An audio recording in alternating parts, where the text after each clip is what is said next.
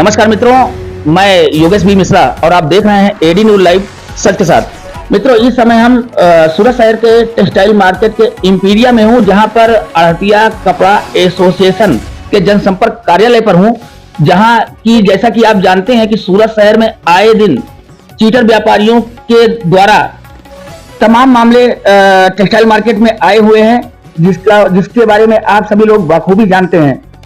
इसी मामले को लेकर के आइए अन्य और भी मामले सामने हैं, तो आइए इस संबंध में हम बात करते हैं आढ़तिया कपड़ा एसोसिएशन के चेयरमैन से। भाई साहब, आपका नाम? नमस्ते, प्रहलाद कुमार अग्रवाल, अध्यक्ष आढ़तिया कपड़ा एसोसिएशन सूरत। प्रहलाद जी, सर्वप्रथम तो जो अपना आढ़तिया कपड़ा एसोसिएशन है, ये कितने वर्षों से शहर में काम कर रहा है? ये सूरत आढ़तिया कपड़ा एसोसिएशन 65 वर्ष पुरानी सबसे पुरानी संस्था है और इसमें हमारे यहाँ आर्बिट्रेशन एक्ट लागू है, जिसमें हम जो लोगों को अवार्ड देते हैं, जैसे किसी व्यापारी का केस आता है, उसके विरुद्ध हम जैसे पूरी उसकी जानकारी लेकर जब पूरा वो पेमेंट नहीं देता है, तब हम उसके खिलाफ अवार्ड देते हैं, जिसे कोर्ट द्वारा एग्जीक्यूट करने के लिए भेजा जाता है, जिसमें अभी तक लगभग हमने 200 करोड़ रुपए के अवार्ड दिए हैं। 100 रुपए के स्टाम्प पेपर में देना पड़ता है, जो कोर्ट ने ऑनरेबल कोर्ट ने उसको एग्जीक्यूट किया है और वो 200 करोड़ रुपए की कुर्की भी हुई है, यानी हमारे अवार्ड को कोर्ट द्वारा मान्यता मिली हुई है।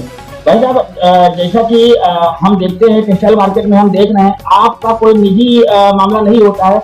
जब भी आप आवाज उठाते हो, अपने व्यापारी भाइयों के लिए आवाज उठाते हो, उसके बावजूद भी कुछ व्यापारियों के द्वारा जो है, जिन व्यापारियों को मना किया जाता है, उन व्यापारियोयों के द्वारा जो है सामने वाले को मतलब माल भेजता है। तो ऐसे व्यापारियों के लिए आपका क्या कहना है? देखिए, जो हमारे पास केस आते हैं 95% केस तो दोनों पार्टियों को हम बुला के सेटलमेंट हो जाता है और वो उनका पूरा पेमेंट 10-5 दिन का टाइम लेके या 25 दिन का टाइम लेते हैं, उनका पेमेंट कर देते हैं। मगर कुछ 2-4% ऐसे जो चोर हैं, चीटर हैं, धोखेबाज हैं, जो गलत नीयत से ही बैठे हुए हैं, वो पेमेंट देना नहीं चाहते। तो वो क्या करते हैं, वो हम लोगों को डराने के उद्देश्य से कि संस्था के ऊपर जाके पुलिस केस कर दें, लीगल नोटिस दे दें, मतलब कि संस्था उनके खिलाफ कोई केस नहीं करे, वो हम लोगों को डराने के भय से करते हैं, जो कि बहुत सरासर गलत है। उनका उद्देश्य ही पैसे रकम मारना होता है और उन लोगों को हम प्रतिबंध भी करते हैं। व्यापार अपने सदस्यों को हम सूचना देते हैं कि भाई हमने अभी संस्था ने इसको प्रतिबंध किया है क्योंकि इसके खिलाफ केस आई है, मगर फिर भी यहाँ के सूरत के कुछ दुकानदार उसको कपड़ा भी देते हैं, जो कि गलत है। वो क्या समझते हैं कि मेरा तो पैसा आ जाएगा, और वही सबसे ज्यादा फंसते हैं। तो मेरा यहाँ के दुकानदारों से निवेदन है कि अगर आकाश यानी आढ़तिया कपड़ा एसोसिएशन सूरत अगर किसी को प्रतिबंध करती है, तो कृपया उस पर गौर करें और उससे उस समय पत्र व्यापार नहीं करें। आढ़तिया कपड़ा एसोसिएशन ने गुजरात प्रदेश के अंदर अपनी एक अलग पहचान बनाई है, जिसमें हम अन्य संस्थाओं की बात नहीं करेंगे। उसमें से हम आढ़तिया कपड़ा एसोसिएशन की ही बात करूंगा कि आपका एक वर्चस्व है। तो इस वर्चस्व को लेकर के आप सूरत शहर में जितने भी चीटर लोग हैं, जो चीटर व्यापारी हैं, उनके विषय में आपका क्या कहना है?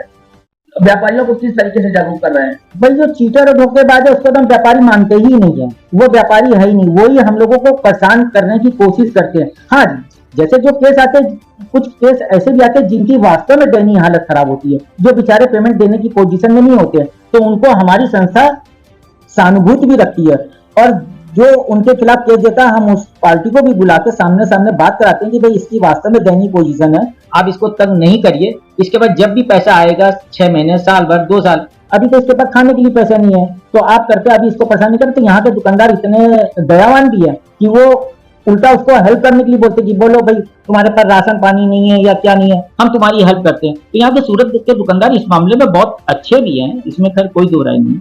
इसमें अभी अब एक अलग मैटर पे आ जाता हूँ। अभी हाल में बजट सत्र बनाया गया है, बजट सत्र लागू किया गया है। माननीय रमन जी ने बजट पास किया है, तो इस बजट के ऊपर आपका क्या कहना है? ये बजट गवर्नमेंट ने जो भी दिया बहुत अच्छा बजट है, इससे अच्छा बजट हो नहीं सकता था। हाँ, एमएसएमई वगैरह के बारे में कुछ चीजें हम लोगों को चाहिए थी, वो गवर्नमेंट ने अभी उसमें बजट में नहीं बोला। हो सकता है कि उसका अभी कुछ क्लियरिफिकेशन अभी नहीं आया, जो उनका नोटिफिकेशन आएगा उसमें कुछ मालूम पड़ेगा। मगर कुल मिला के ये बजट को हम अच्छा और बढ़िया कहेंगे, जो मिडिल क्लास को ध्यान में रख के बनाया गया। टेक्सटाइल मार्केट के अंदर जितने भी व्यापारी कपड़े से जुड़े हुए हैं, और उनके लिए क्या संदेश दे रहे हैं? जो चीटर व्यापारी बाहर से आते हैं माल लेने के लिए, तो ऐसे व्यापारियों को किस तरीके से सावधान करेंगे? भाई हमारा उद्देश्य यही है कि भाई ज्यादा से ज्यादा आप यहाँ लोकल आड़तियों से या लोकल जो अच्छे एजेंट हैं उनसे आप व्यापार करें। आप बाहर के एजेंटों से काम करते हैं जिसका ना तो आपने घर बार देखा है ना कुछ, उसने कह दिया कि यहाँ इसको 10 पार्सल लगा दो, इसको 50 पार्सल लगा दो, उस चक्कर में ये बात चला था। आप लोकल एजेंटों से काम करिए, लोकल आड़तियों से काम करिए, लोकल एजेंसी से काम करिए। हमारे एडी न्यूज के माध्यम से शहरवासियों को, खास करके टेक्सटाइल मार्केट के लोगों के लिए क्या संदेश दे रहे हैं?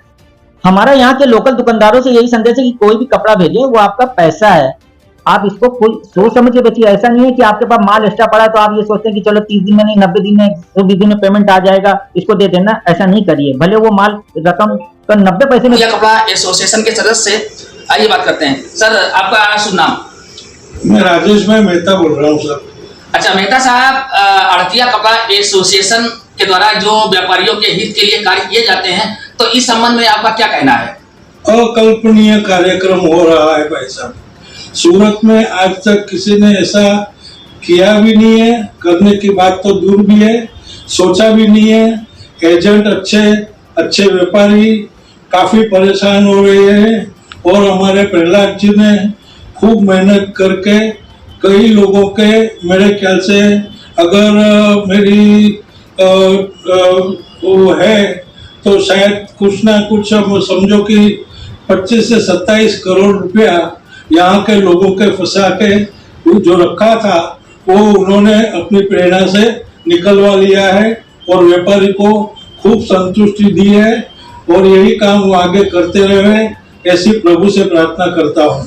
अपने आड़तिया कपड़ा एसोसिएशन में आने वाले मामलों का कितने दिनों के अंदर उसका समाधान हो जाता है? आने वाले मामलों के ऊपर समाधान की परिभाषा ऐसी है भाई साहब कि कौन सा व्यापारी कितना झूठा है, कितना चितर है।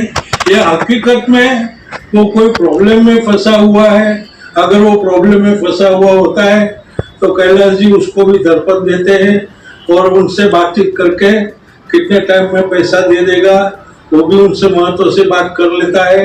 और जो चिटर वगैरह होते हैं उनको एक साइड पे रख के अपने हिसाब से पैसा निकलवाने का जुगाड़ बराबर करवा लेते हैं और व्यापारी को, सदस्यों को खूब संतुष्टि है। कई व्यापारी बड़े मायूस थे लेकिन उनकी सभी जो प्रॉब्लम्स थी वो दूर हो गई है। प्रहलाद जी से यही बस विनती है कि भगवान उनको खूब क्षमता दे, व्यापारियों को भला जाए और सूरत की जो मनोदशा है, आर्थिक मनोदशा बाहर के व्यापारियों की कि इसका पैसा खा जाओ, सूरत में तो सब चलता है, ये सब धीरे धीरे वो दूर कर लेंगे, ऐसी भावना है। चलिए, बहुत बहुत धन्यवाद। कराएंगे कई जगह पैसा बाकी, और उसी व्यापारी को अभी मालूम पड़ा कि अभी 25 दिन पहले आया वो कानपुर का व्यापारी और उसके ये साहब चोरी छुपे काम करा रहे हैं। ये कौन सी है? अभी उसी व्यापारी का हमने कानपुर कपड़ा कमेटी से हमारा टाई अप है। कानपुर कपड़ा कमेटी को मैंने सूचित किया कि ऐसे ऐसे ये व्यापारी है। उन लोगों ने इसके यहाँ धरना प्रदर्शन करने की भी तैयारी करी, इसको मालूम पड़ गया तो उसने व्यापारी ने, कानपुर के व्यापारी ने कुछ पूरे अमाउंट की चेक बना के टुकड़े टुकड़े में कानपुर संस्था में जमा भी कराया है।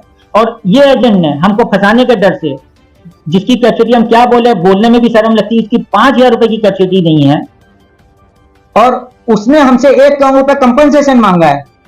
यानी उसका ध्येय ही पैसा कमाना, उसका ध्येय व्यापार करना नहीं है। उसका ये ध्येय ये होना चाहिए कि चलो गलत जगह अगर उसने कहीं कपड़ा दे दिया तो वहां व्यापारी से डांट डपट के पैसा मंगवावे, हमारी संस्था में आवे कि भाई साहब ये पैसा यहाँ पे इस व्यापारी ने हमारा दबा दिया, हमको सहयोग करें। वो नहीं है, वो 1 करोड़ रुपए का हमसे कंपनसेशन मांग रहा है। तो ये व्यापारी की क्या कैपेसिटी है समझ में नहीं आ रहा है। और यही व्यापारी, इसका खुद का ऑफिस यहाँ अजंता शॉपिंग सेंटर में है, मगर वो बिल बेटी कभी मिलेनियम मार्केट के दूसरे एड्रेस पे मंगाता है, कभी मिलेनियम मार्केट के दूसरे एड्रेस पे मंगाता है। मैं उन पार्टियों से कंफर्म करता हूं कि भाई आप बिल की क्यों कलेक्ट कर रहे हैं? अगर ये एजेंट भाग गया तो इसका पैसा आप दोगे? बोले नहीं, सब भाई भाई है, कोई हम सहयोग कर देते हैं, बिल्टी उसका सेंटर बना रखा है। क्या ये सिस्टम लोगों ने बना रखा है? यहाँ के दुकानदार भी कुछ इस टाइप का गलत काम कर रहे हैं। हमारा निवेदन है कि वो